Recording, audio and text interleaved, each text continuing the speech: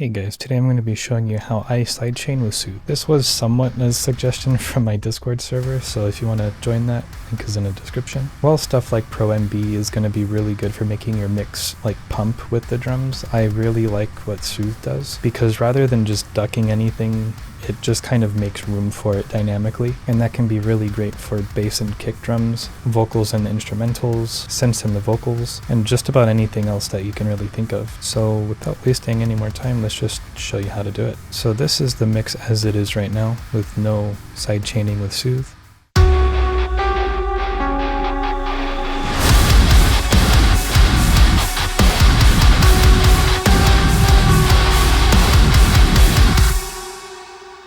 So just as a quick sound example. So what I'm going to do is just open up a default instance of Soothe, make it the flat start preset just so there's nothing adjusted, and then I will go ahead and get the kick drum bus and just drag and drop it into there, or however your DAW handles side chaining like that. So since the kick drum and the bass are both mono signals, it's probably the best idea and practice to take it out of the stereo mode and just make it mono. And it took me an unnecessarily long time to figure that out. And to do that, you just click right here on mode and it'll change to mid side. And then where the balance knob is here, just drag it all the way up to only mid. So that way it's only affecting the mono signal. From there, just based on how I mix my bass drum and my bass guitar are both very bass heavy.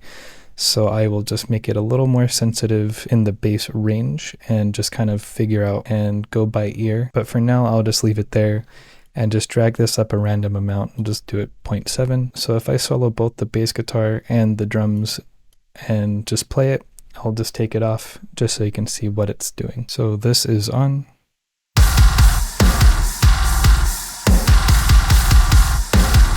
And off.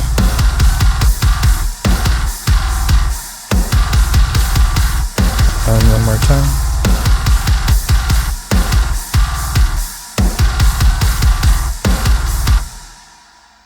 So there in that specific example, you can really hear how as soon as I turned it off, it just got super muddy, just kind of jarbled, like a jarbled mess. And it's not taking away any volume. It's not taking away any of your time really, because it's doing it all by itself through whatever algorithm it has. And so you can see very quickly just how effective using Soothe like this can be. It'll cut your time with EQ. It'll cut your time with all of that extra processing just through a few clicks. And so unsoloing everything, let's just give it one more listen, see how that cleaned up.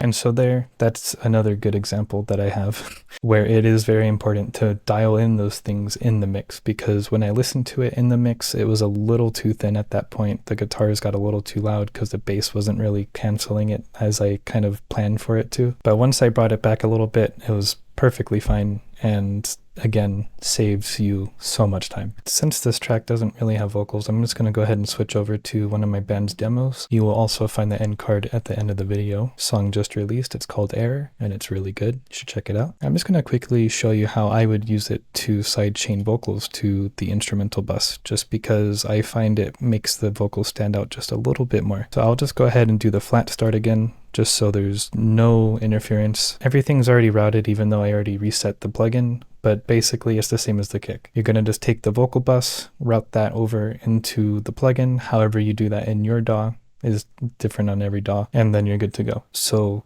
I know vocals tend to sit around 2K, 3K, 4K-ish range, so I'm just going to make it a little more sensitive there. And from there, I'm not going to mess with the left, right, or the balance just because they're both stereo, so it's just a good idea to keep it stereo.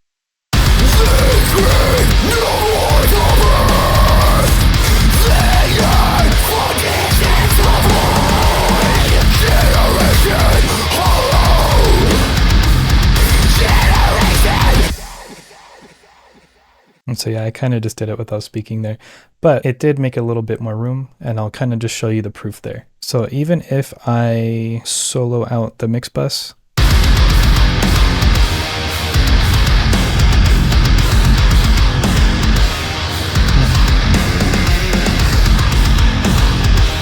You can really see there that the vocals and the vocal effects actually are very heavily affecting the instrumental track, so it's just making it a jarbled mess. So it's really important to find a good balance. So I will put it back to how it was generally-ish, and I will turn it off and turn it on, and you'll see the difference that it makes.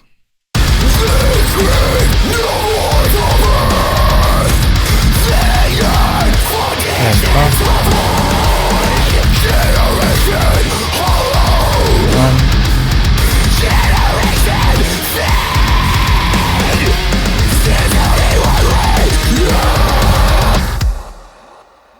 And so you can see that if you go too extreme with it, it's going to literally just cut all of your instruments and just place the vocals straight on top, and it's not going to sound too good. But I personally would say this is a good spot, just because from there I'm going to compress it again. And once it's compressed again with bus glue or whatever you do, it's going to make it feel more combined and more just balanced in the mix. This was a very early demo of the song, so that's why it sounds kind of bad. But the song sounds really good. You should check it out. Mixed by the lovely Aaron Shaparian. I love that dude. He does good work if you ever want to check him out. But anyway, that is all I have time for today. So if you have any suggestions, just leave it in the comments. Put it in my Discord server, Instagram, whatever you prefer. And yeah, I will see you guys next time. Bye.